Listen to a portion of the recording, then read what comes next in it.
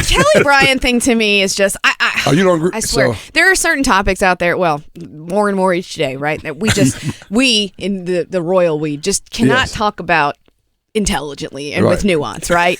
And this is just the Kelly Bryant thing from the moment he decided to transfer was one of them. Right, it has just been one of them where it's like, he quit on his teammates, blah, blah, blah. It's like, except for like he can only play in a certain number of games, and I think he had reached that limit. I'm pretty sure he played 4 games. Right. Yep, he was clearly unseated as the starter. Oh, yeah. I mean, and you know, kudos to Dabo for actually like doing that before, you know, and in time for Kelly to transfer if he wanted to. Right. Because it was obvious to all of us like what the future was going to hold there, right? Right.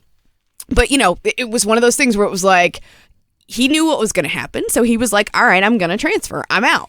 Right? And okay, that's fine. He had to do what was best for him, and Kelly would have been a plenty good option at a lot of places. But Trevor Lawrence is Trevor Lawrence, right? So I think he did the best thing for him in his professional future, and I don't think there's any question about that. Kelly did. Yeah. And Clemson, you know, they almost lost the next game literally because Kelly wasn't on the roster, but that's okay because that's how the game is played. Like that's how it works. That's right. Syracuse. But everyone's like, oh, he quit on his team, and then it's all like, oh, you know, Clemson did wrong by him. It's like what, you know? So it's just like a hot take factory surrounding the Kelly Bryant thing.